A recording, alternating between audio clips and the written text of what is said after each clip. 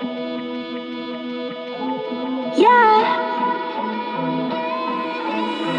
This sport, I've been this sport, find it. This sport, In my home, we are blessed to be joined by a world champion, a self-taught dancer and three-time world champion representing her country, South Africa.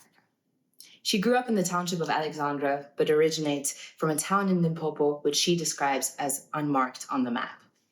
She is a professional athlete and a musician, a performer and a teacher, a creative director and a motivational speaker. A physically, mentally, and spiritually powerful human being who's dedicated herself to the path of paying it forward. About to set off on an African world tour with her music, dance, and DJing, mama stage presence, crowd control extraordinaire, and my first Leo on the podcast. Welcome to the Good Sport, Delta the Leo. Thank you for having me. I'm really, wow, that introduction, so is that me? Girl, it's you.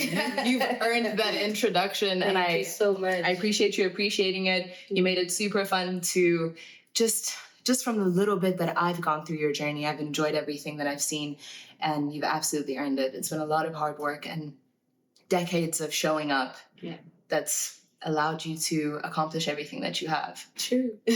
Yeah. Yeah. So let's get straight into it.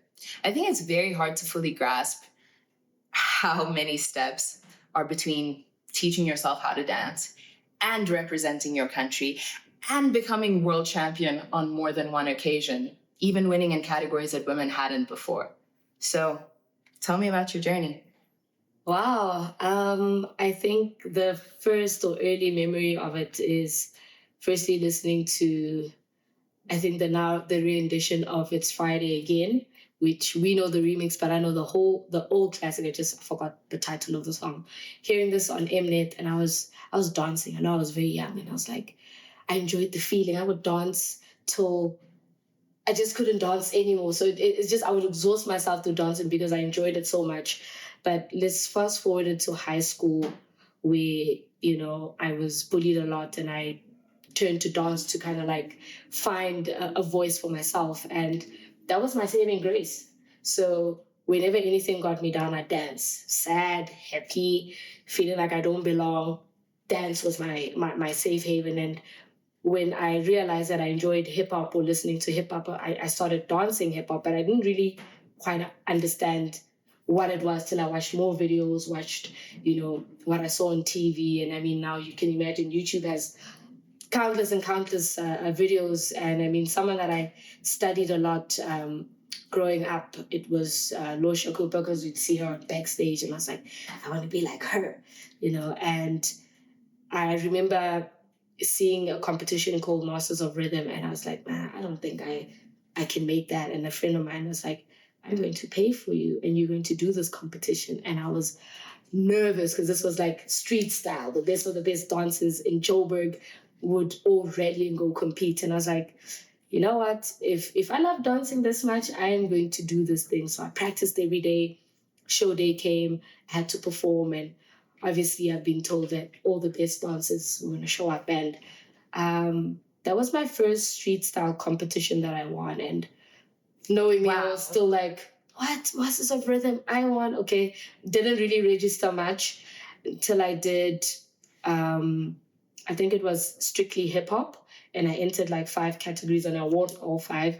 And you won your first one ever. Yeah. So your friend was absolutely right for betting on you. Yeah. So and I think, for anyone that's ever been bullied, you can imagine your low self-esteem is just, it's a mess. You don't feel confident. So after winning those 2 competitions in my head, I was like, okay, I can do this. So started practicing more, started doing more competitions. Did Dance Star, did UDO. And when I did UDO, I had no idea that on the day they will have a special prize. And when they announced me as the winner of the special prize, I was like, what? This is insane. I remember calling or texting the organizer almost every second week, am I really going to Worlds? And it's like, yes. And I'm like, you're really going to pay for me to compete? And I was like, yeah. What was the special prize? So the special prize was all expenses paid to go to Scotland to compete. Wow. At the UDO obviously to make it to the competition, and then finally you get to do finals. But I'm getting goosebumps. Yeah, but what I didn't know is that you have to go through many rounds. So what happens is that with world stages or world competitions, if there's like 60 people that qualified for a style, let's say in this case, I qualified for open solo, I did popping, I did crump, I did, I think I also did a housing category. So I did 5 categories. After 5 categories, I qualified for finals for 2, and those are the 2 that I won. But what happens is that whatever round you go through, you have to keep battling until there's top 2. So there's only place for 1 and 2. Wow. But even though you battle each other, you've basically already won, but it's just placing who's first and who's second. So there's a lot of competitions and like... Yeah, and I remember the year that I did Scotland, I think there was 43 countries competing. So yeah. That's amazing. Yeah, my body was just like, what is going on? But because I felt like, I couldn't, one, disappoint the sponsors. I couldn't disappoint my family, because they were also just like, is this thing serious? Can you actually make a living? And I was like, if I am to let them, believe and support me, I have to like do great. Winning wasn't the end goal. I just wanted to give it my all, which I did. And yeah, luckily for me, I won. Land among the stars, right? Shoot for the sky and land among the stars. That's amazing. Yeah. Wow. That is crazy that like, firstly, like you've just always exhibited the capacity and the ability to make it that far. And I think it's in direct proportion to the amount of effort that you are always willing to give it. Like you weren't going to be happy with yourself, even if there wasn't a sponsor, and the familial pressure or the desire to prove it to them. Like you weren't going to be fine knowing that you didn't give your all, and your all made the world of a difference. Yeah. That's crazy. I love that. So with all of that effort and hard work gone into this, how did young Putega dare to dream bigger and bigger and stay consistent on the path? Well, for me, knowing where I was raised, being in the township where, you look around you, there's, how do I put it? There's the people, there's this culture of togetherness, Ubuntu, but there's also a lack of the resources that are everywhere else. You don't come to a township and find agencies. You don't come to a township and find a cinema. You don't come to a township and find a studio with dance mirrors. And for me, after actually winning the first world championship, I then did workshops the second time around because I wanted to share what I learned. And actually, when I was at the UDO competitions, I did workshops. I attended workshops. So I realized that there is so much knowledge in just competing and learning from other choreographers, and I wanted to do the same. I started hosting workshops in the township. So instead of people in the township having to stress about going to studios and worry about taxi fare, I would host at the community hall, where I was actually even able to get mirrors sponsored by, can I mention brands? Yeah, of course. The mirrors was sponsored by Mr. Price, because I felt they shouldn't be robbed of the opportunity to see what they look like on mirrors, to clean themselves and actually be at the same standard as dancers that dance in actual studios with great facilities. So that was obviously the eye-opener for me to say that there was more work for me to be done. So it wasn't just like, oh, I'm a world champ. I wanted to compete more. I wanted to host more workshops, attend workshops, and take others like myself to see and be participants of competitions, because that's the only way the world can see their talent. I think there's a quality to champions, which is like never actually being complacent with a win, right? Like once you achieve the win, it's like, okay, I'm inspired. Yeah. How can we make this bigger for more than just you? Because you know that like the win doesn't end with you. There's still so much work to be done. There's a community to uplift until your community is uplifted, and children who grew up in the same township as you and in the same environments as you have a fair shot, or like the closest thing to access. Like you said, the mirrors make a huge difference. It's like letting them know that they're important and that opportunities like those are critical to growing. Sure. So you grew up in an era where I imagine you have some memories of apartheid, and then on the other hand, of rural South Africa. And then on the other hand, like the bustling like culture of Alexandra, the township, and then being a young adult in a new South Africa. Like, how did being exposed to so many different realities at such a young age shape you? So one is to be very compassionate and knowing that people come from different backgrounds, that, not everyone starts at a great advantage. And even though people come from backgrounds where they have less than, they fight to be seen. And I think what it also has taught me is humility and respect, because, it doesn't matter where you come from. If you have a dream and you have a vision and you have, how would I say, the passion to make your story heard by others, then surely you are able to help even those in the most remote places. Like I mentioned, born in Polokwane, Mashashane, being raised in the township, and knowing that Alex is just literally 10, 15 minutes away from Sandton. Growing up, you feel the difference. Why is Sandton the way it is, and why is Alex the way it is? But to some extent, there's certain things you can change, and that's the opportunities you can give others to go to Sandton and do those workshops, go to Sandton and be in the agencies and be signed up, so that you can also either acquire, either property or opportunities in Sandton, because I can't necessarily be the president and change that overnight, but there's been appreciation for the fact that as much as I grew up in the township, I don't have to say, that's my NB. Like right now, I have the luxury of going and visiting my grandmother in the township, because that's where she wants to, it's a special place where she wants to stay here. And then I'm in an area that's a bit more affluent, because that's what I want for myself. So it also is just for anyone that comes from any background, that you can work towards being where you want to be. So the beginning of your story can be an inspiration for you to look back and say, do I want to be in Alex? There's nothing wrong with Alex, but that's not where I see myself. And anyone who aspires to come out of Alex doesn't mean they can't go back and still make a change and try to get others to see that there's life beyond Alex. Yeah, I think life is more complex than just like this harsh division of this place is all bad and this place is all good.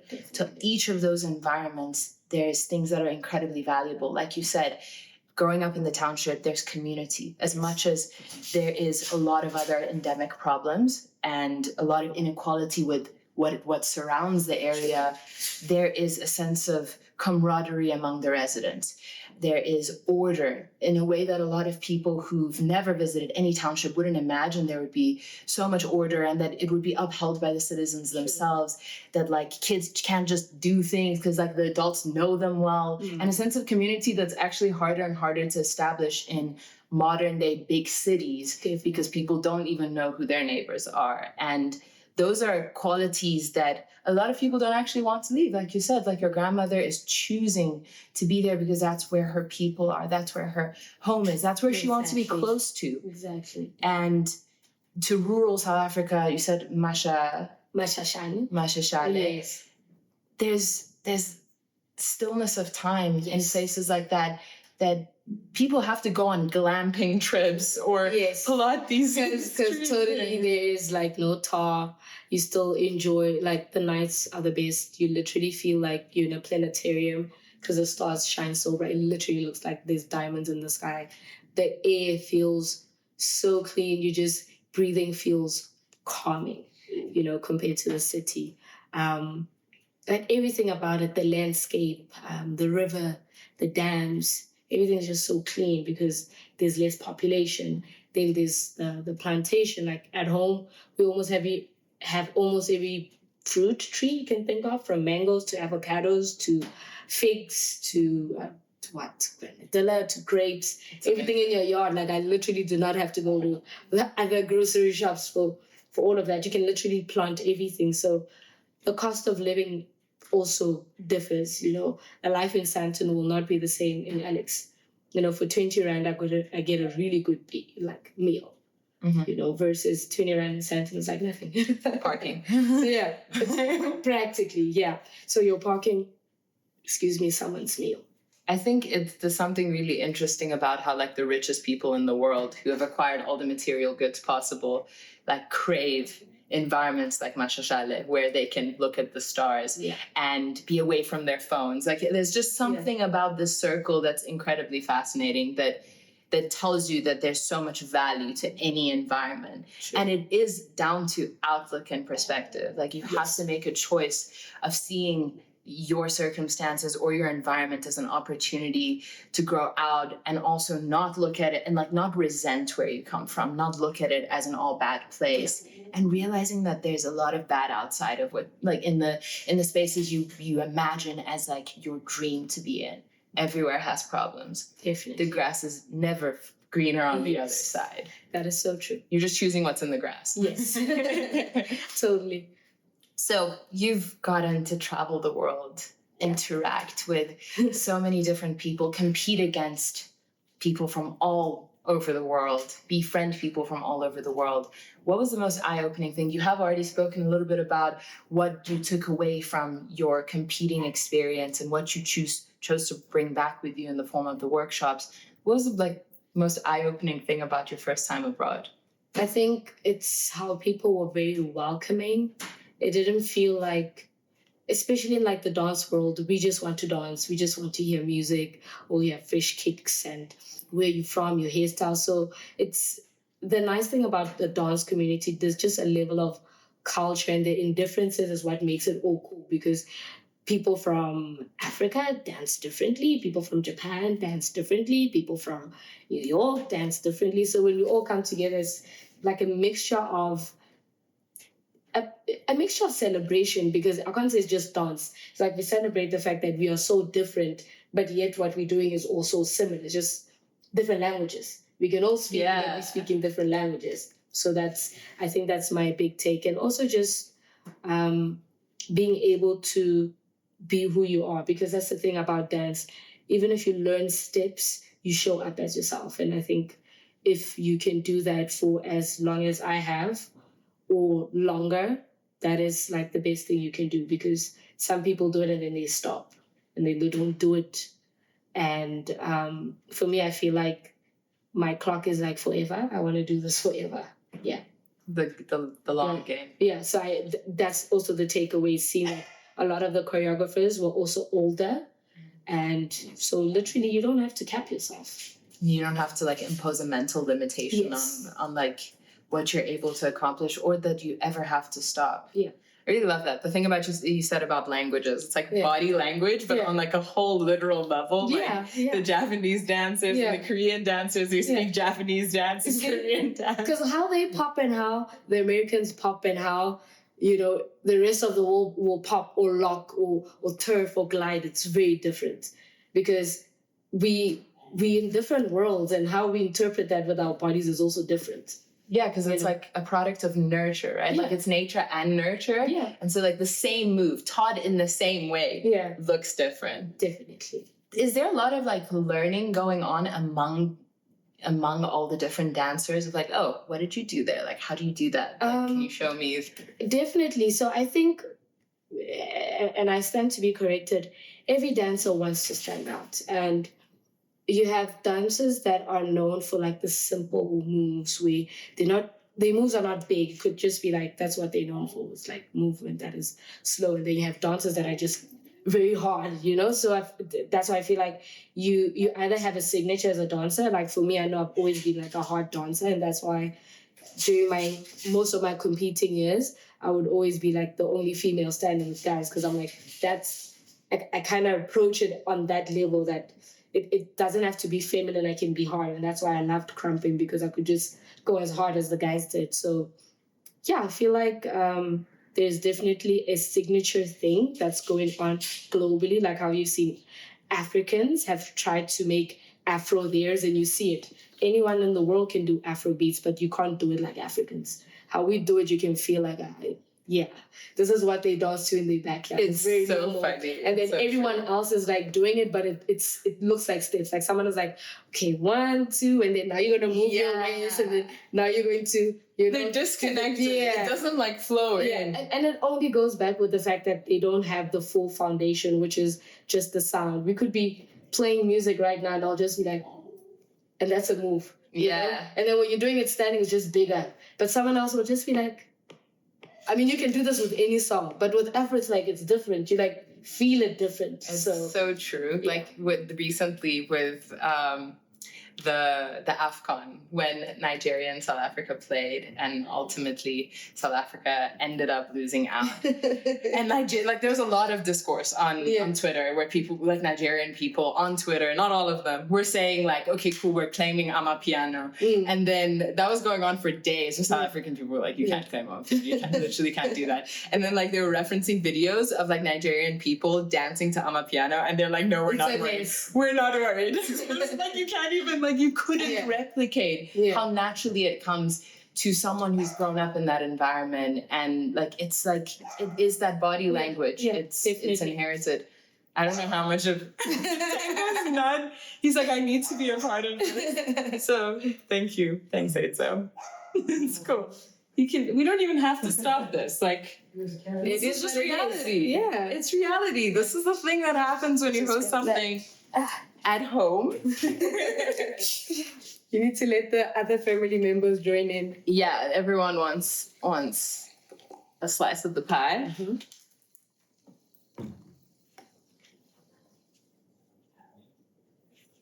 Also, there comes a point where it's actually worse to ignore something that's happening and building up, and then anyone tuning in is like, are they going to acknowledge this? Like, am I crazy? Is it what's actually happening? Who are they trapping in the room? It's like, I hear sounds. 20 years later, it turns out Alva Glava was hiding a little child in the attic.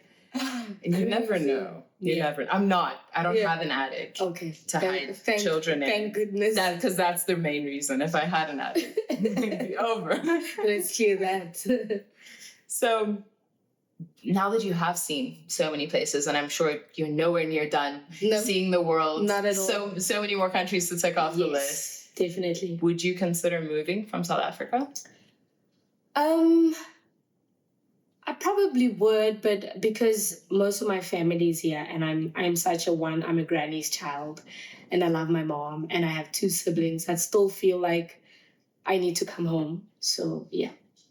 I think, moving to another country doesn't mean leaving home, right? Like, and I think in the context of South Africa, we were very accustomed to a lot of people leaving for good, and then, not necessarily even wanting to be related to South Africa anymore. It's certainly not the case with any of the good people that we know and speak to.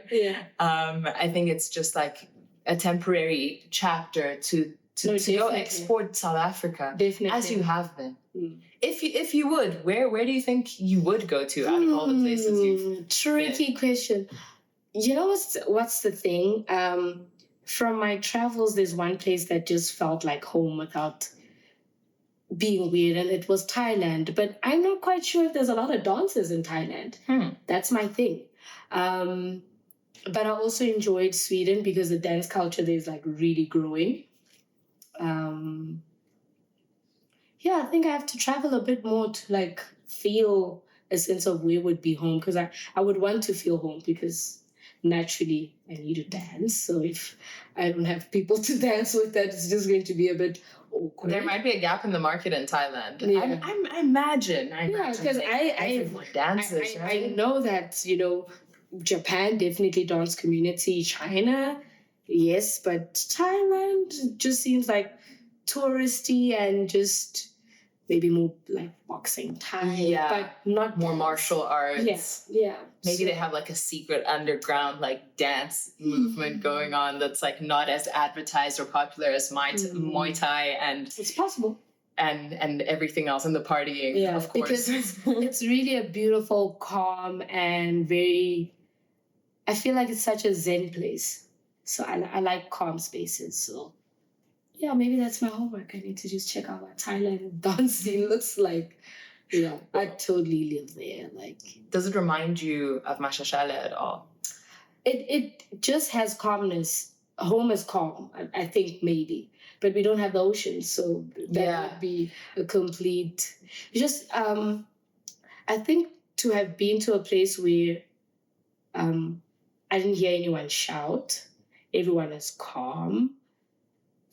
When you go to, it's almost like noises at the market, but people are talking. So it's a big shift, because if you think about Joburg has this buzz, but it's also very noisy. Yeah. And I think I noticed this when I arrived in Sweden, because the moment I landed, I was like, there's no white noise anymore. No, there's people. People are walking, people are... And then I'll go to the city, same thing. Cars are also hovering. I'm like, there's no hooters, and I was like, okay. It's like suspicious. And I even feel like I'm talking loud. So I'm like, wow, okay. It's real. People won't say excuse me. People will like wait for you to move. And I was like, oh, okay. Yeah, I think there's something Walk about on the right. No, Joburg is like New York. It's busy. Yeah, and people like are busy bodies. Yes. So it's like it has like that slight undertone of like permanent anxiety in everyone's movements. Like you don't even have to go too far. When you go to Cape Town, you feel that you're the anxious person among people. Yeah, I'm just like, and everyone's just walking in the street, and you're like, it's not normal. Like, we can't walk in our town. Yeah. You know, as casual as you can in Cape Town with your phone and your belongings. Yeah. In town, you must just almost dress down. Don't look like you going to shop. Don't look lost. Yeah. And like my last time in Cape Town, this last time was in January, and we were driving through town. Well, I was driving, and then I just noticed, like, I don't even know if they're tourists or just people, but like people with their phones out, and I was playing imaginary burglar on them, and I'm like, I could totally snatch her phone out of her hand. Like, you come with those Joburg instincts, you can't unsee like the vigilance, like, you know. Like, same here. I'm just like, my phone. It's like, no, chill. Nothing's gonna happen. I'm like, no, I'm not chilling. I'm not sure if someone's, So meanwhile, yes, Joburg does have you on edge versus other parts of the world. Over your shoulder. And it's the right thing to do. It's a survival skill you need in this city. Yeah, because you can't be too calm. Yeah, you can't be too calm. And then, when you're in Cape Town, you're driving and people are hooting at you like, come on, calm down. Calm down. Chill. Definitely. So Thailand, I get it. Home should be a place you can energize and recharge those batteries. Whether you're an introvert, an extrovert, an ambivert, definitely, it's necessary for the soul for you not to be in a chaotic environment. Yeah.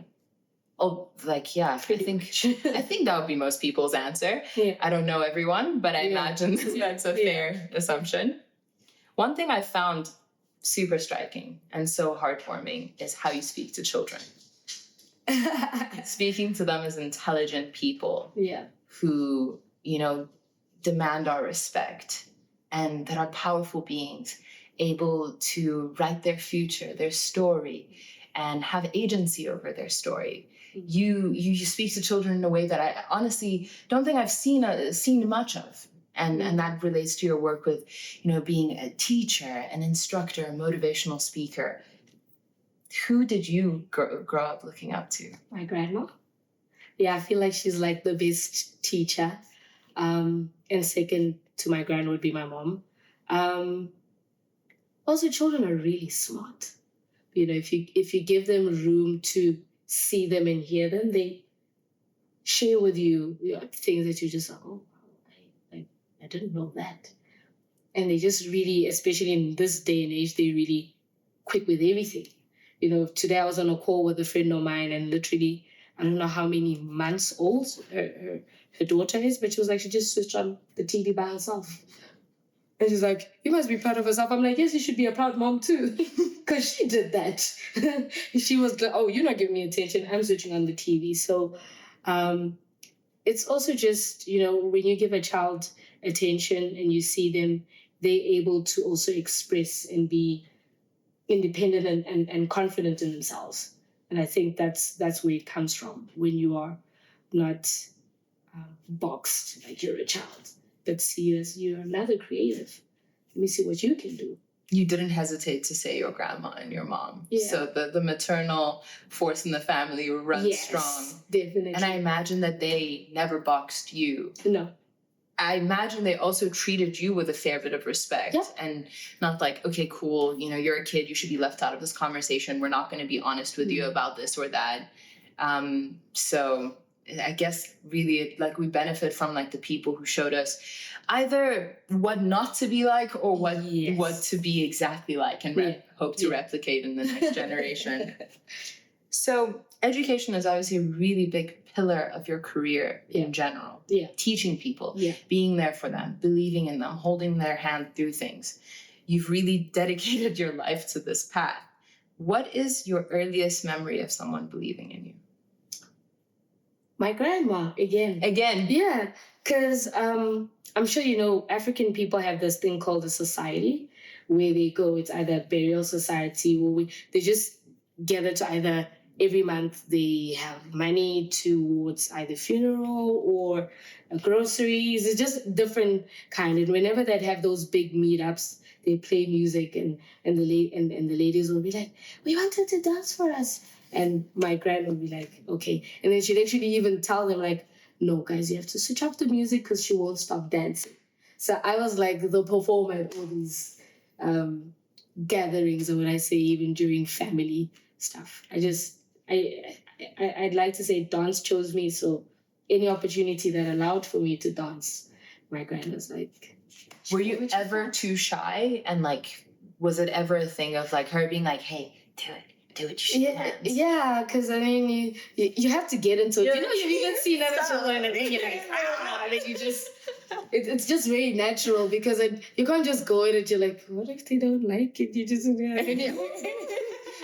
then before you know it, you're not stopping. Do you want some more? You're like, I got more. Yeah. Individuals like yourself who recognize the power of words tend to treat captions like an art form and express quite a lot of philosophy through them. If you're okay with it, I'm going to share a few of my favorites and ask you a question or ask you to expand on it. Oh, wow. Okay. First one. Being raised in the township is my biggest flex. Oh, yeah, definitely. It's just there are things that you will learn in the township, and anyone that's in the township can vouch for this, that you will not find in a textbook, which you will not be taught in varsity or anywhere in the world. Like you say, being street smart. How do you hide your phone? How do you hide your money? How do you dress in a way that no one's going to try even just... in some hoods, you can be undressed, so, and also just knowing how to be tough, as much as you can be challenged with other things, being able to also be, to be respected in the hood is like an important thing, because then no one's going to try like beat you up for nothing. Then they get scared of you because they're like, yeah, that girl, like, she gyms now, we can't mess with her, But just the versatility of what you see around you. You grow up around different kind of older people that also share their stories, how you should not do this, don't get into trouble. So the street smart of it is also how you handle yourself when you get gigs, when you go for auditions, because some things you can't act them, you have to have experienced them or either lived through them. So for me, having also been or lived in different rough parts of the township, there's certain things I've experienced. Some people don't know what a real guy looks like, or what a gunshot is like, or what winter is like in the township, where a bonfire is made out of anything that can catch fire. So sometimes it's not the best thing to inhale, but you want to be warm, so you're there. So there's a lot to learn. And it would depend where in the streets you were, what time. I remember I was so good at playing games that at some point it was like I was the gambler. You'd have to give me money to play a game for you, and then I got the money. And then there was something, a game called Zwippy, which you would like spin the coin, and then I would always win. So I always had coins in my pocket because I'd always win. So my hustling days literally started from a very young age. So that's why I'm saying street smarts. How do you make money? That's how I started making money.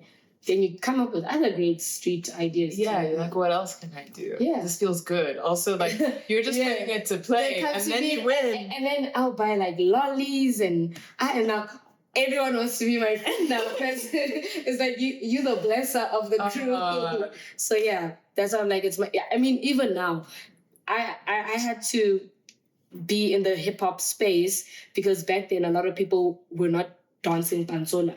But a lot of people don't even know that that's my foundation, actually. Even with ballet, I learned ballet very late because I was so curious as to the style, and I was able to go to Penny's Dance Academy, and I attended for free because she was like, she identified that, oh, she's really good, but I wasn't getting skinnier. And I was like, I'm not going to punish myself. So I'll do all the other styles. And it again comes from being street smart. What else can I do? Mm-hmm. And that's the thing. Being street smart helps you acquire a lot of skills without you even realizing. Like when I shot my video, I just decided to block a whole street. We shot our video, and it was in the township. By the end of the day, everyone was singing the song because we had a van driving up and down. So promo.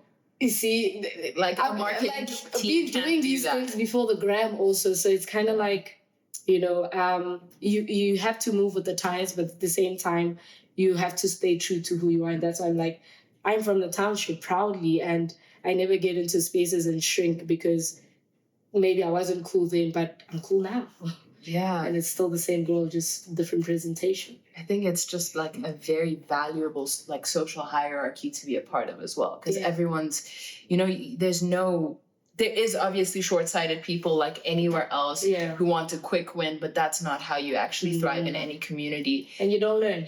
You don't learn. Yeah. People know who you are, so you're not going to get a chance to like, you know, two-time anyone else. But if it's like, okay, while you're a kid, you play the little games and like, okay, oh, the other kids trust you now. Now it's like, oh, the uncle knows you're actually pretty cool and tell someone else that you're pretty cool. Now you're training. Now the youngins who might be troublesome aren't even going to look at you. Yeah. And it's just so many ways for you to like prove yourself with hard work and gain people's trust. Yeah. Like that's the long game of it. And it's a beautiful skill set and strength of character to take with you anywhere that you are, because it only makes you bigger. True. Like it doesn't make you smaller by any means. Yeah, and I mean, like kids coming after me, they need to know and not be ashamed. Like when people say where you from, like I'm from Alex, like I thought you were from Santa. I'm like, yeah, I'm from Alex. Yeah, you know, I might be in the north now, but my story starts there. Yeah, even if I have any friends coming from abroad, we go to the township. They're like, wow, we didn't even need bodyguards. I'm like, yeah, I'm a bodyguard. Let's go. Street fair. Yeah, you know what I mean? It's earned. Yeah. Second one. We make it look easy, even though once we were laughed at for how we dressed, how we danced, and the not so normal cool things we did are now the reason we eat. Straight. It's exactly that. Define the norm as a lonely path and requires courage. What advice would you give to combat the fear of looking or being cringe in other people's eyes?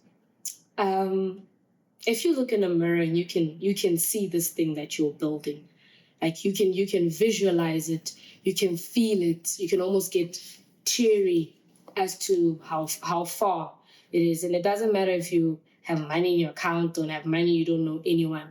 But if all of those feelings feel real, then do it. Because there's nothing for you to question. You see it, and that's the thing that had I known this earlier, I would have probably started competing earlier. I probably would have been the earliest export to be part of the heritage because I danced. Like I could wake up, dance until midday. Like if you can rehearse for 5 hours a day, that's a lot. But if I knew that can get me brand collaborations, that could get me sponsorship to other countries, that could get me a car, I would have done everything sooner, but maybe that wasn't my strength. But what I'm saying is that there are kids that are ready. I mean, my grandma said I started dancing at 1. So it's evident that had I just gotten into competition sooner, probably would have been 10 times the beast I am now. But I also appreciate the growth and the challenges because they've also taught me to look at it differently. But anyone that's out there, whether you're 5, 10, 12, if you feel it and it feels real, just do it. people are always going to say something, good or bad. People are always going to talk, and it doesn't define you.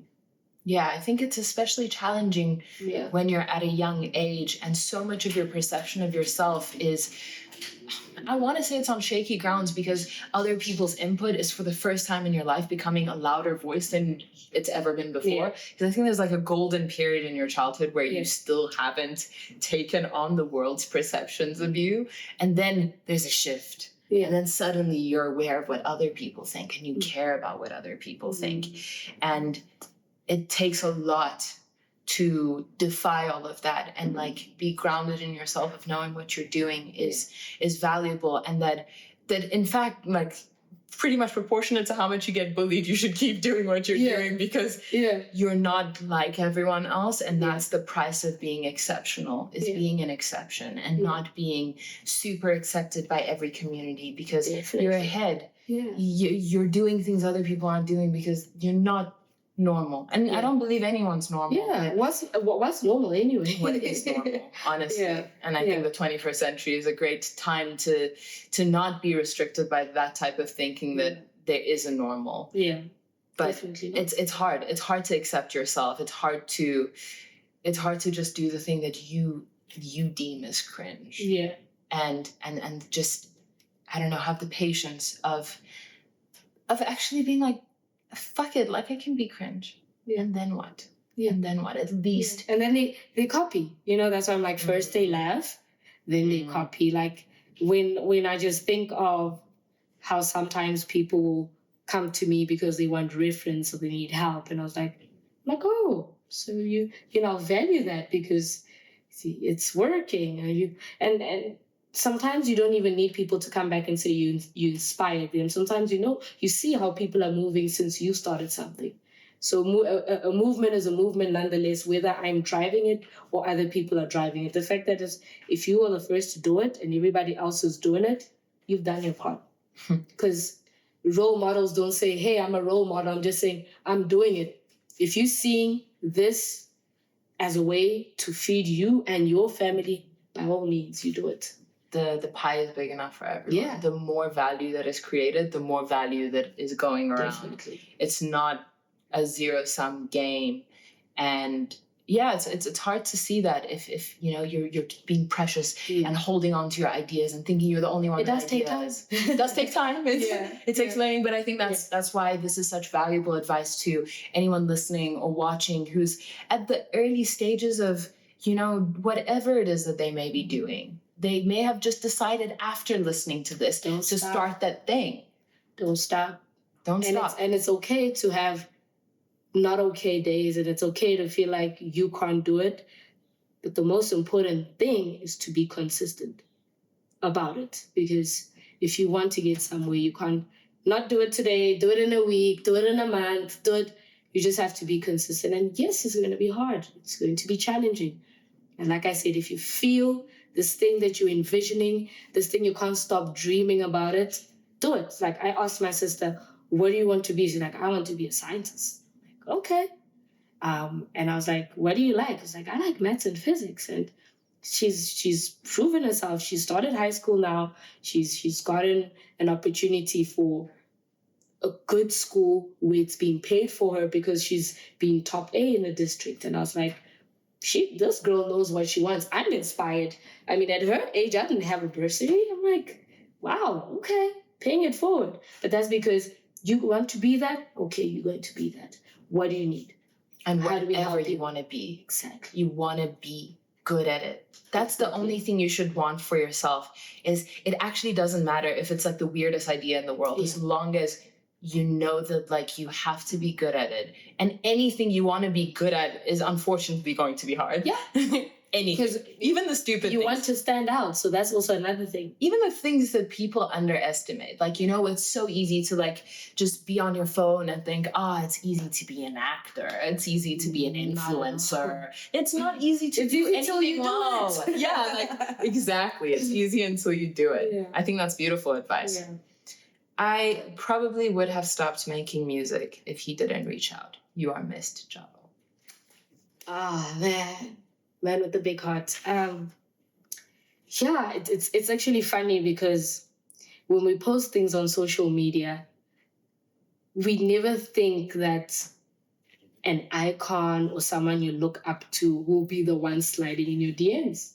It's the other way around. You're like, and I kid you not, I read that message like 3 times before I could reply because I was like, no way. It's like, that's not even my best freestyle.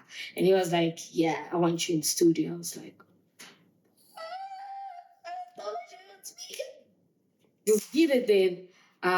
That's beautiful. When was this? Around what time or what stage? I'm trying to remember the year. I'm very bad with placement. What stage in your career was it? Not the best one. I think we were,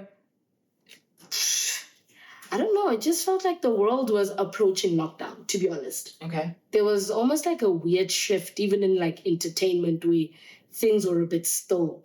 And I think that's why I was considering just like this music thing. I'm not really making money, spending so much money and my resources. Let me just get back to the dance. Let me just stick to dance. But still putting out freestyles. The fact that I actually used to put out my freestyles on Instagram because everyone was trying to like be seen also, in a way. And to have things like that connect me to someone that I low-key always wanted to work with. Like I used to listen to Jabba like crazy. Even when I'm DJing, I will not finish my set without a double HP track somewhere in between. So it just felt like he was saving me. And the week he passed on, I was just like, what's this? Like, because obviously when we had our chat on Instagram, and everything was very quick. We had our chat on Instagram. The same weekend I was in studio, we recorded. I met his the vocal coach that works with him. And then the song was also at the same time, it wasn't for Double HP, was for an artist in Kenya. So this was already a collab. So he was calling me to do a collaboration because this producer that worked with him had a female that he was producing for, and it was like, oh, we want to have a South African female. I think that was the talks. So I did a verse, and then he was like, do the hook. And then I was like, do the hook. It's like, yeah, you sing, right? So sing. And then I sang and I did the hook. And I remember when we're doing, when you're done recording, there's that playback where you listen. And I just remember him just going, like a proud dad. And I was just like, yes, and even when I was writing my verse, like when things didn't sound, it's like, no, it needs to be very you. Like, don't name drop no one. Like, let it be friendly. It just felt like I had a tutor. I had a mentor that was like, I believe in you. And even on the week of his passing, he just sent me this long message. And changing phones, I lost the message. I remember I got a text for him. And it was more of like, you will find your voice, but like block out the noise. And you gifted this. When someone is just reassuring you that don't stop without it, I was just like, oh my God, this is just. And then someone who knew the fact that I was communicating with him called me when they heard the news, and I was just like, okay, what now? That is incredibly hard. Yeah. Hard news to hear at any point. Yeah. But the fact that week, despite everything that he was going through, he made the time. Yeah. And I think that's what was like,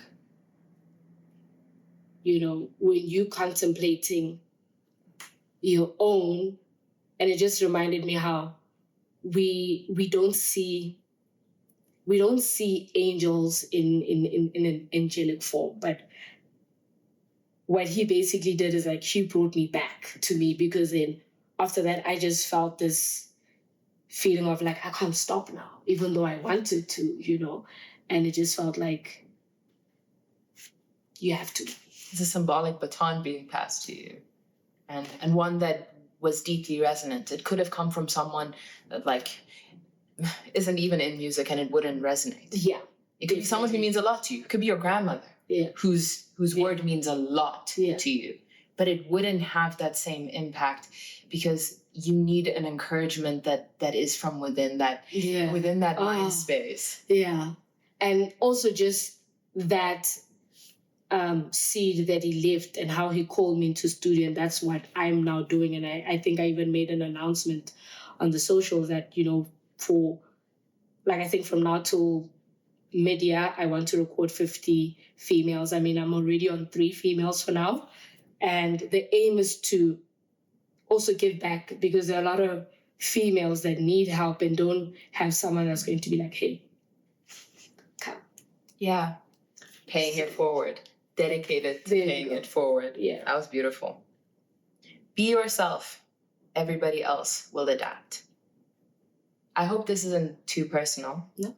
But what adversity have you faced as a queer woman? And what would you say to young people who aren't in environments where they can be themselves or feel allowed to be themselves? I feel like as much as the world is aware of the queer community or queerness or the LGBTQI+, there's still people who are very mean. You can imagine going to a taxi rank and an actual taxi driver leaving you behind because you're queer. Because obviously sometimes your dress code sets an alarm for them, and whether they are homophobic or still don't understand it. And it's in different setups where you'll experience it. Regardless of how confident you are, there's still people who don't respect that. And as a queer person, at every day waking up, for me, I choose which adversities affect me or which I'm choosing to block. But obviously, when you're younger, you feel things a bit different. Like, why is that grown man saying that to me? Like, that's someone's dad or uncle. And they can choose to be kind, but they're choosing to be mean. So that's also something that a lot of people don't like talking about because it's also pretty uncomfortable. But we live in a world where there are people who are just mean because they don't have love. And a lot of times when someone's being like that, I'm like, God, forgive that person because they need the love, So, yeah, we just live in a world where you can't change everything. Sometimes you educate people. Sometimes you just have to walk away because some people are just peace stealers. And you can try to educate people, but you also can't force them into knowing who you are. Some people don't understand, and you can happily explain, like, this is what it is, and you don't have to give me names. I have a name, so. Yeah, I think we assume that everyone probably has the same values that we do, even on a more fundamental level, that like, I'm sure everyone wants the good for another person. Yeah. But that's also not true. Yeah. And so just be the good that you want to be.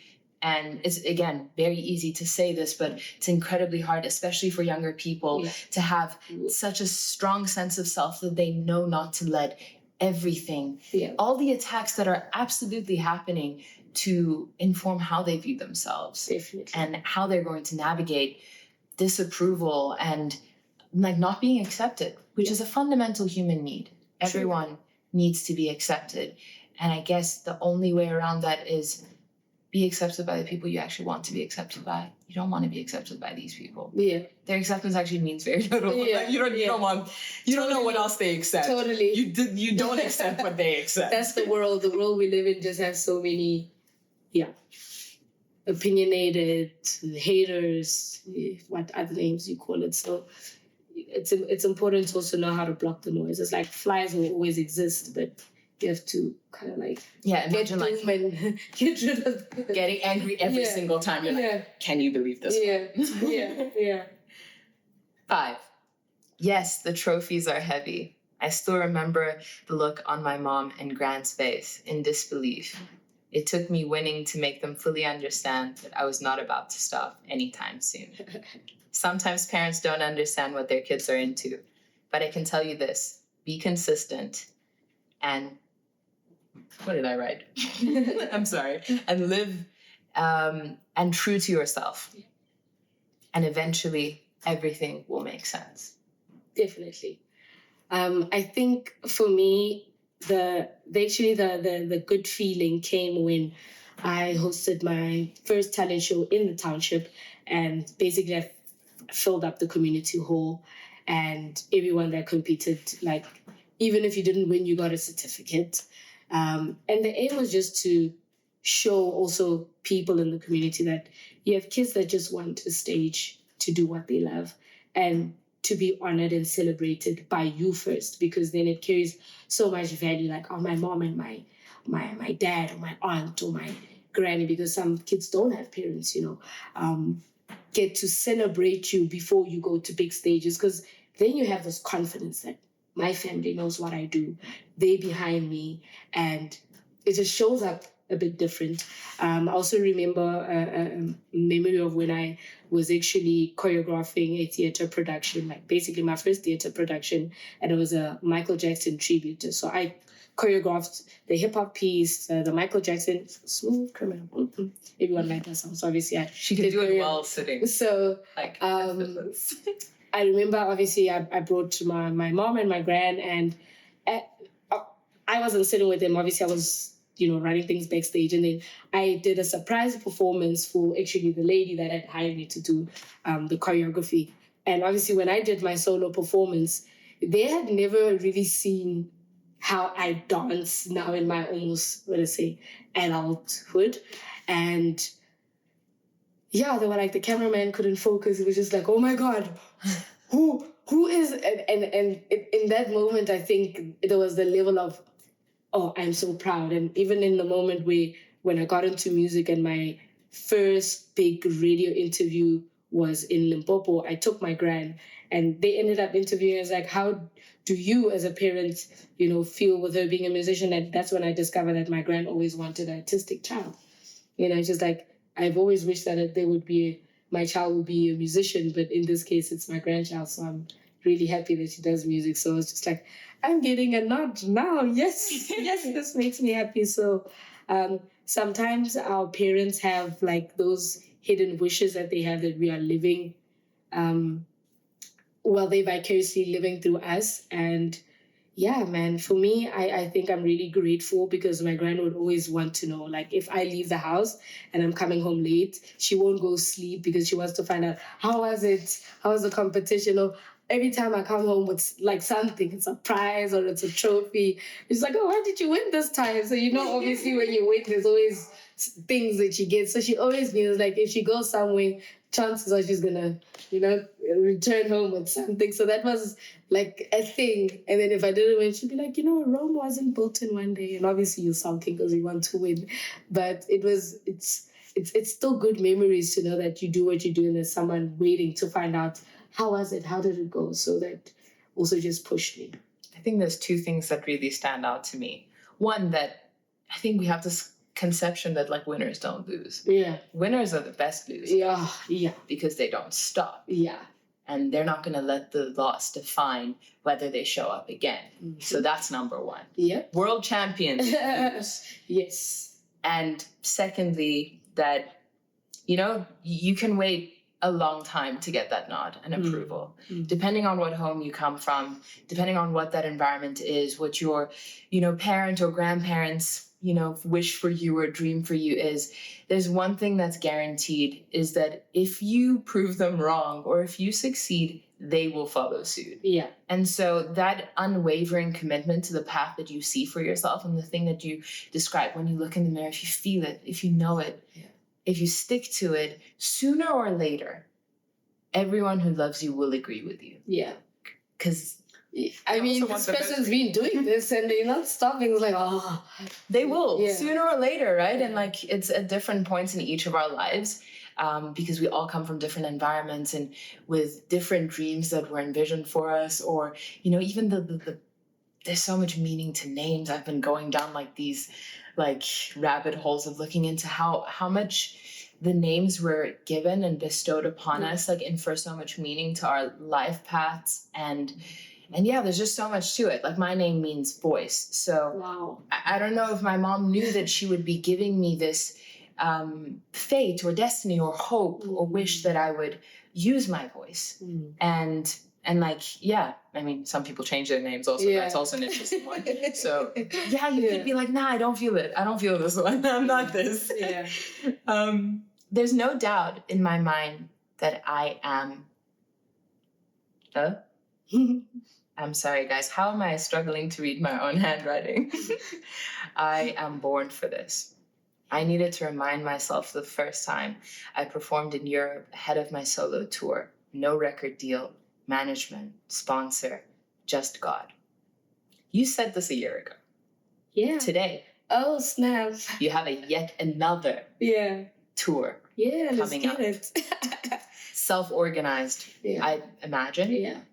So that's beautiful. Yeah. You need to trust that God aligns it as it should, because your efforts are not by chance. And my purpose, I think any of my interviews say, like, where do you see yourself? I see myself as a world dominating artist, an educator of dance through African origins, a music connoisseur of different sounds, because, you know, I come from a very special place. I come from South Africa, you know, right from like the bottom, nothing can shake strong roots. And I feel like the fact that I was born here, I could have been born anywhere in the world, but I'm born in South Africa, and we are always looked at as like, you know, small, quite big. So naturally you gravitate towards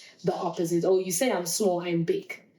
And I will show you I'm big. And my bigness is not in an arrogant way, but this is how we do things back home. Yeah, but it's also not feeling the need to make yourself any smaller than you are. Exactly. Like out of like pity for other people, out of a favor to other people. There we go. And that's all like the powers that your environment gave you. Definitely. It goes back to what we were speaking about earlier about those early stages and all of that growth and how much character it builds and how much unwavering character it builds. Definitely. To know that you're going to go far, but you're not going to look down on your home and where you come from. That's your superpower. Yeah. What you know, what you see is your superpower. Definitely. And it's also what makes you see the same environment in a different light, in a different way, and everyone else who also might be there. Exactly.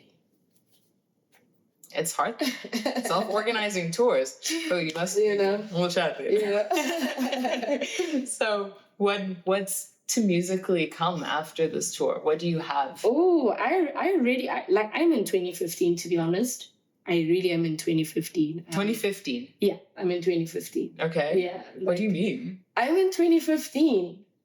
2014 is done. I did 2014 last year. Uh-huh. I'm in 2015, okay. you know, and I probably will be 2 years ahead because of the body of work. Like, I have music ready to be released. I have music videos ready to be released. So 2024 and 2025 or 2015? I'm done with this year, basically. Okay. I'm working in 2015. I'm working in 2015. So that's why I'm like, my calendar, I know it's 2020. Yeah. But the reason I'm saying I'm 2015 is that there's stuff there that didn't drop. There's stuff there that you know, have like a personal journey that is, I'm strong enough to talk about things. I'm strong enough to deliver my performances in the me being the emotional being, because I'm like, oh my God, I don't like being strong. I love my emotions to come out, and 2015 needs to happen. I think it's not even that strong and emotions are opposites. Yeah. It's that like there's so much strength and vulnerability that isn't advertised as strength, because we've all been told a specific thing about, well, you know, that's girly, or, you know, emotions, like suppress them until you burst. Yeah. That's the healthy way. Yeah. But there's so much strength in owning every aspect of yourself. Indeed. And vulnerability is the hardest one to want to share with the world, for good reason, because you know, you're protecting your energy, you're protecting your light. It's the universe. Energy is meant to be a currency. Exactly. You can't be precious about even your energy, because it doesn't just belong to you. And other people stand to benefit from you being real about what you're going through, about what you've gone through, about the fact that there's a light at the end of the tunnel. And, always is, actually. And there's so much value in going to 2015. Yeah. Like 2015 is important. Yeah. People can't always just see the most polished thing. That's the thing. And like the future. Because everyone's like, 2024. I'm like, yeah, great. Don't get me wrong, I'm present, but I want to go back to 2015. I want to travel back in time. It was a beautiful era also. that whole decade in music in general. So I'm keen for you to go back. Because like I think that's gonna bring I'm hoping it can inspire the future. You know, our sound doesn't always, I think it's cyclical. Music and like what is mainstream, what sounds feel nostalgic is always cyclical. Like the fact that the 80s become relevant again. Yes. And like it's like we're always going through these. Yeah, it's always and when we watch movies and you seeing a loop is basically going back in time. That's what the loop is made.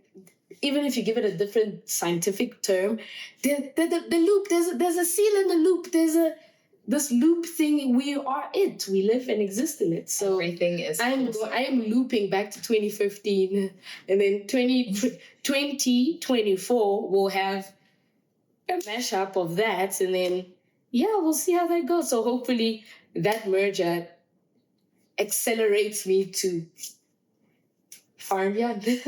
Either way, you're destined for far and beyond. Yeah. And so all will happen as it should and as it needs to. Yeah. We have this tradition on the podcast. Oh my goodness. Called Red Caviar.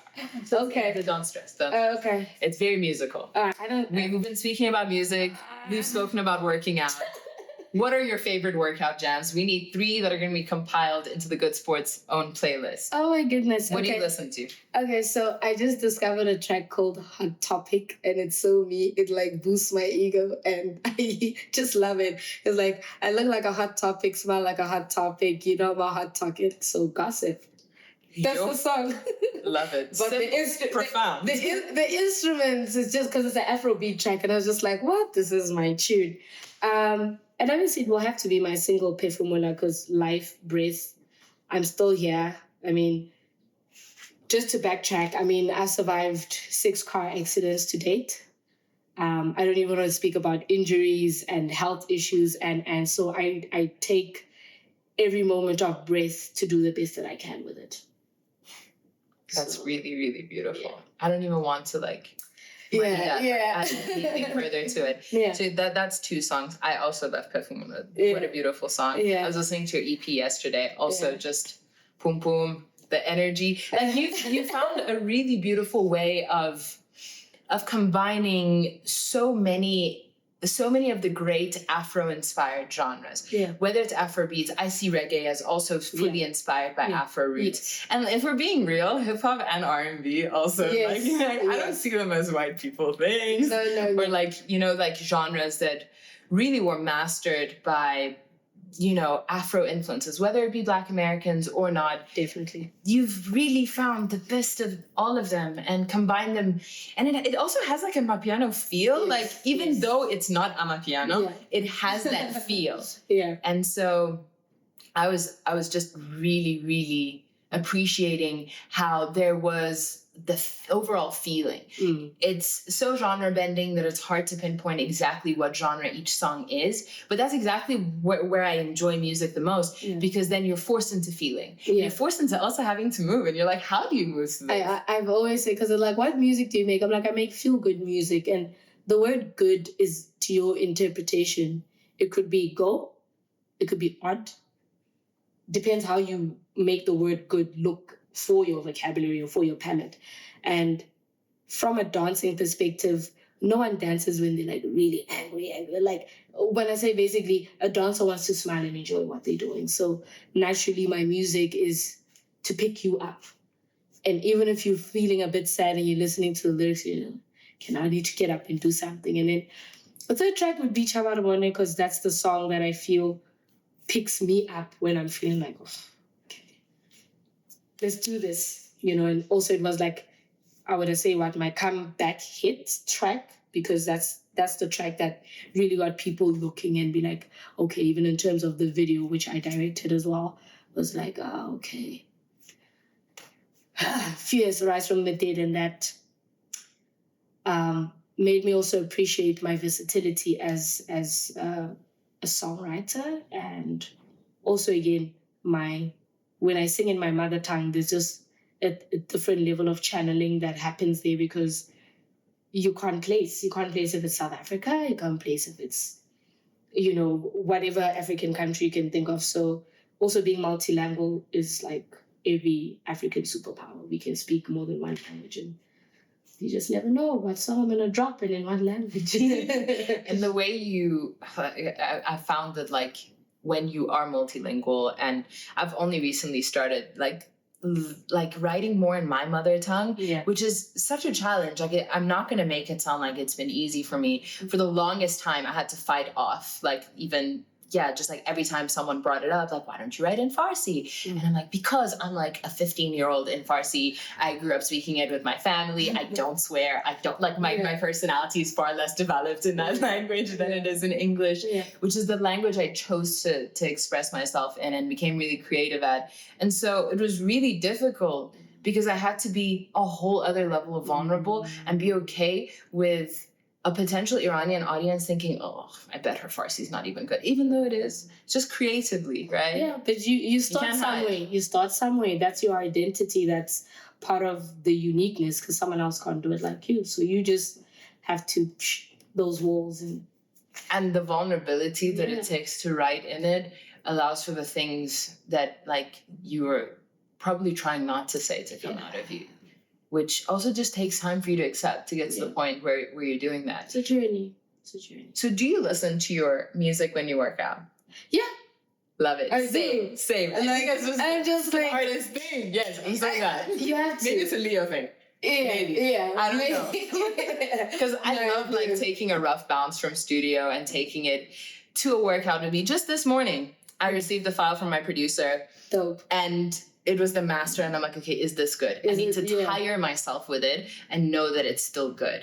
Because if it passes mine, it needs to pass my ear test. And my obsessive, like, knowing where all the things that might are. I cringe. No one can hear this. Exactly. And I think it's because, like, we know that subconsciously, like, if there's something you pick up on, it's possible that a listener doesn't know what they're picking up on, but that's the reason they don't listen to it again. It's the frequency that you're not happy with. Yeah, so I'm glad. I'm really glad that like cool. She's dope. She gave 2 of her songs and 2 great songs. Go check them out, which they will via the podcast's playlist. So that's Rep Caviar. Another segment we have is called Explayin.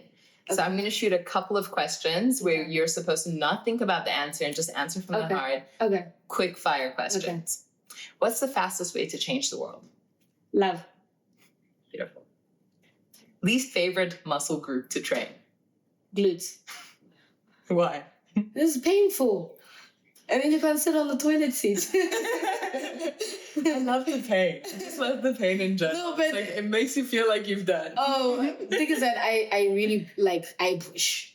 So I push to a point because I also do body 20. So sometimes it's just like, longevity. You're like, I don't know if this is good. It's like this is no, and then it heals, and they're like, oh, I can sit again. What's your favorite supplement? Creatine. Okay. Strong. Power. What's one thing children get that adults forget? They don't overthink. There's no thinking involved. I want this cup, I take it. You're like, oh, I can't take it. Yeah. What's your favorite age group to teach? 5-year-olds. 5-year-olds? Yeah. Why? They're so excited to learn, and they overdo everything, but they are just so excited to learn. Teacher, look. I'm like, yeah, but you need to stand there. Look. And then they do extra things. I can do. Look. Yeah. Oh, but it's just cute because, again, that's the best move. They're doing the best move in that moment. So you just have to be like, yeah, great. Yeah, and also like you have to encourage that. Like more of where this is coming from. We can polish it later. And then you have the mini break dancer that spins and it turns and they on their head and I'm just like, okay. Yeah. We know where you're going. Yeah. Do you do cheat days? Oh, I'm human. Of course I do. How often do you think it's appropriate for a cheat day? I think your output. If you've had low output, you shouldn't. Okay. So it's like a reward. Your cheat should be your reward. Yeah. It should How often do you do it? Considering that I imagine you work out every day. How often do I do it? Is it a cheat day or a cheat meal? No, it's more of I think it would be a cheat meal, because like now that I'm trying to like really do better, it's like maybe on a Sunday, like my mom baked cookies, I had cookies. Okay. Oh, that's so cute. Yeah. So I'm a binge cheat like day planner. Like firstly, it's a day. I think maybe it's because I used to do keto and like it was so one way or another that like I'm not going to waste my time out. I've been craving these things, a long list of things for a month. I'm going to have all of them today. But I think also I'm fortunate because, you know, I'm an ambassador for Youthful Living. They have quite health.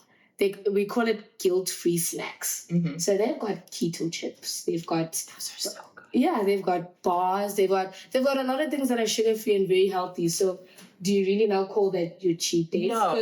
No. But that's what I'm saying. Great. They have a lot of good stuff. You don't feel like a piece of crap afterwards. Yeah. So no, you've done cheat day wrong if you feel very good about what you ate.